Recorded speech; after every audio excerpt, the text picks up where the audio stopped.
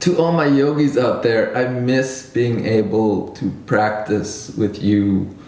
This has been a really strange period that we're living through, and I feel like it's very important that we're able to share our practice with one another to maintain a sense of being grounded and balanced, and maybe to keep some of the cabin fever out as we're all quarantined in this pandemic that's going on. And so I'm starting this YouTube channel. I'm Yogi Wade, and I'm going to be sharing my yoga practice, and we'll see where this takes us. I miss all my friends at Pulsation Yoga, my classes that I teach. I'm going to start recording these just daily short practices that's kind of my practice that I'm using to challenge myself to try to blow off a little bit of steam, trying to deal with the anxiety and the stress of living through these times that we're living at. And I think it's important sometimes for us to build up some energy that can give us some focus, that we can direct that into something while we have this time available. And we can make it in our downward facing dog. Some of these classes have been a little bit challenging. Some of these practices have been my own little challenge to myself. But I want to make yoga accessible to people of many different levels. And if you've been following along by now, maybe you're needing a little bit of a rest day. This might be a good practice for us. Walking your feet between our downward facing dog and our plank pose, and pedaling them forwards to the forward fold. Letting the hips open up, releasing.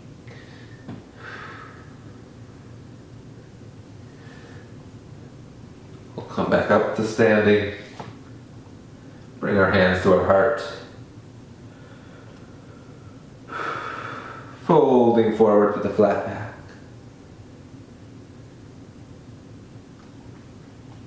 And walking our way back into our downward facing dog. We're going to work mostly on our seated practice today. We're going to have a chaturanga hiatus for the moment.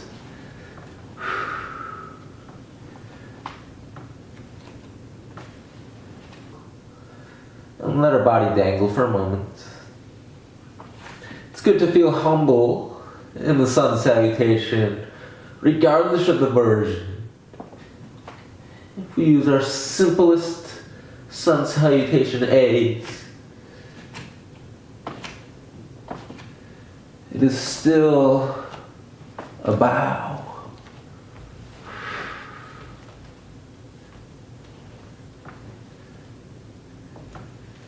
You humble yourself as far into the poses as you're able.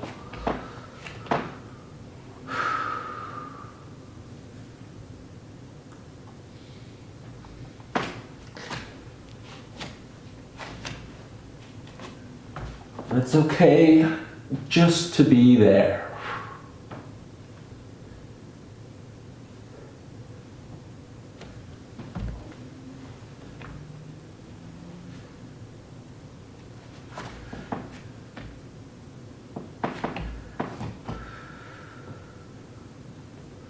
This time, from the top of the mat, let's step the right foot back.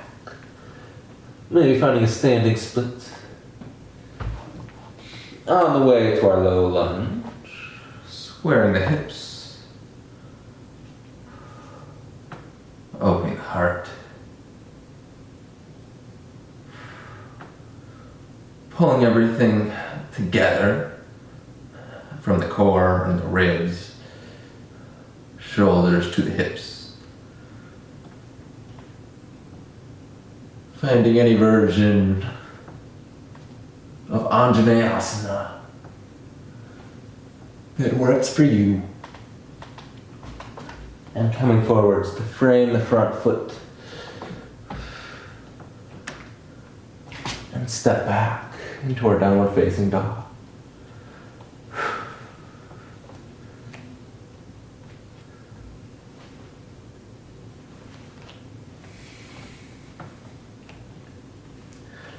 Let's raise the opposite foot out behind us.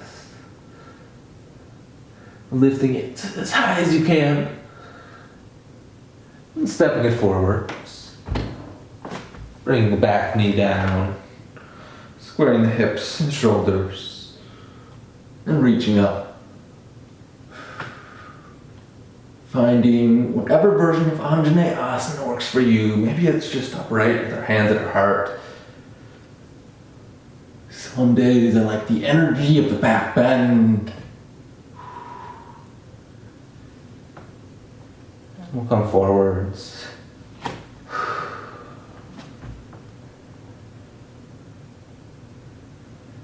And push back into our downward facing dog.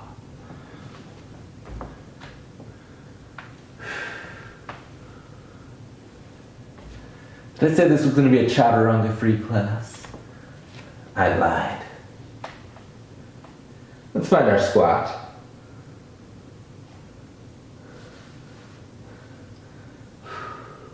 Standing here for a moment, hugging ourselves into this little cannonball. And it looks like this from your view. So you feel your weight in all four corners of both feet. You can find your hands on the mat in front of you. Let's see if you can give yourself a little mini push-up. Maybe walking the feet back if you need to get a little further. Or hopping them back. But finding this place where you can do these little mini chaturangas.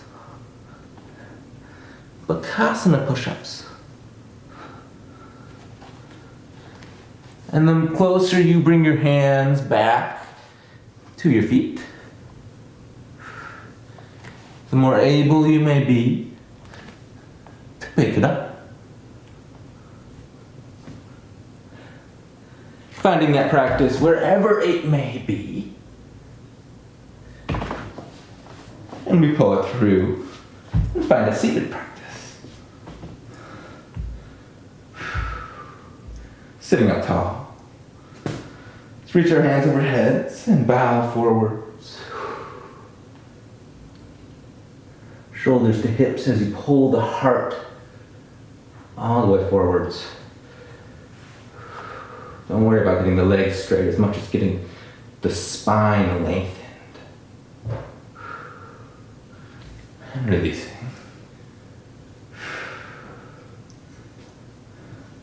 See if we can lift our legs up in front of us. Try to fire up a little bit of core, finding our boat pose. Maybe lifting the hands. Maybe bring the hands to the back of the head. Lifting the hands again. Placing them down to our sides. And maybe you can stick it here. Maybe you can pick it up. And we go back into our boat pose. Taking any variation that works for us. Bringing the heels back in. Picking up into our little bit of Lolasana. Maybe jumping through, maybe stepping or walking through. So if you can't always jump through, you can always come up on your tippy toes and walk your feet back. The little hops are just as good, and sometimes you can put blocks under your hands, and that can help you get there. Let's find our seat. We're going to bring the right heel into the glute. Janusarasana. Take our left hand and grab the outside of that front foot, point the toe, lift the chest. Reach the arm from behind you to above you, keeping the shoulder on the back and looking through the armpit as you reach forward. Finding that side body long. And even if it's here, sometimes that's a better stretch to Keep it the chest perpendicular to the mat. And then we can fold forwards, framing the foot. Our chest pulling forwards to the leg.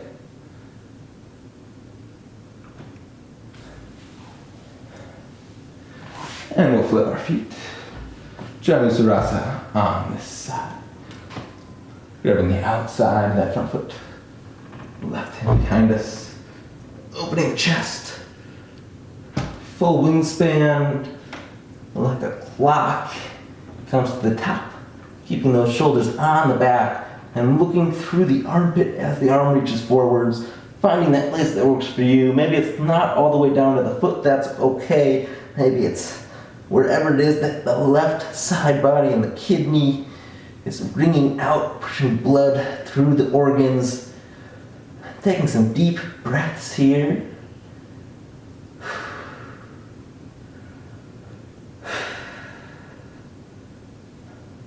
And let's release.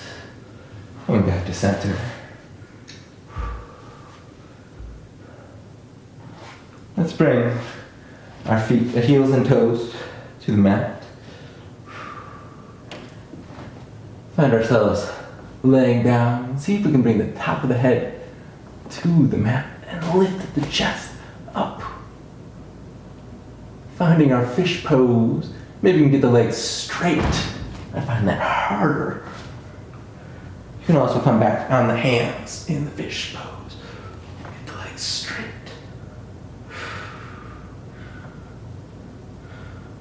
This is not my favorite pose. Let's bring it back in. Find our seated little ball. Maybe you pick it up. Maybe you walk it through. Find our way back into our plank pose. Fold down. Finding child's pose, lengthening the spine as you wiggle the fingers as far forwards as they go.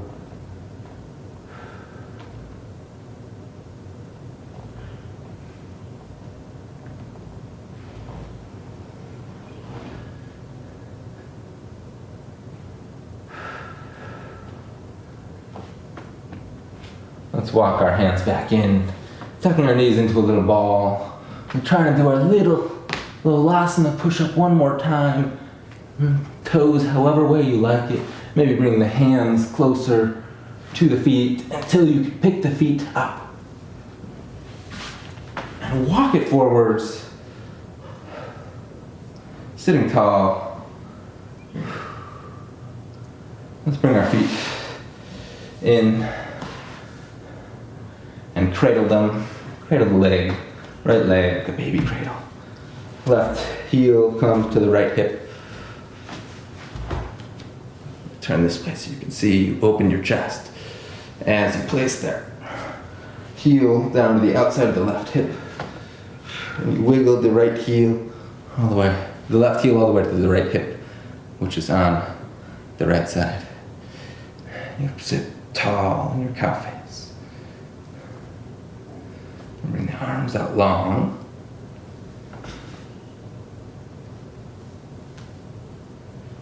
Maybe bind your fingers behind your back. Left hand behind the head if the right hip is on top. Usually. But you can do it both ways too. It feels good to take deep breaths into the shoulders and bow forwards as you look up. And we can release. And try the other side. Opening that hip, like the baby cradle. Heel to the outside of the right hip. Sitting tall.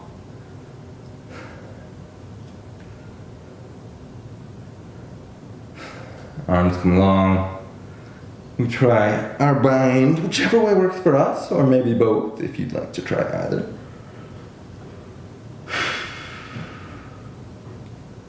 Deep breath into the shoulder.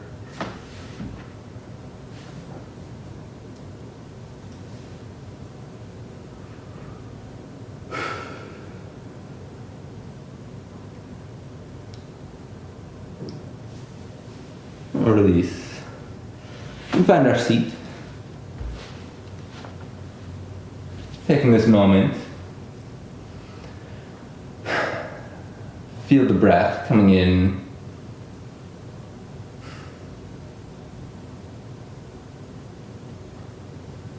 Feel the air on the skin.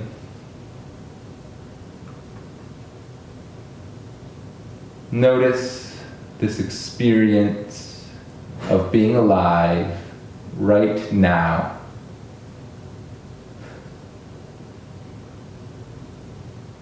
I am grateful for this breath of air. Thank you. The love and light in me honors the love and light in each of you. Namaste.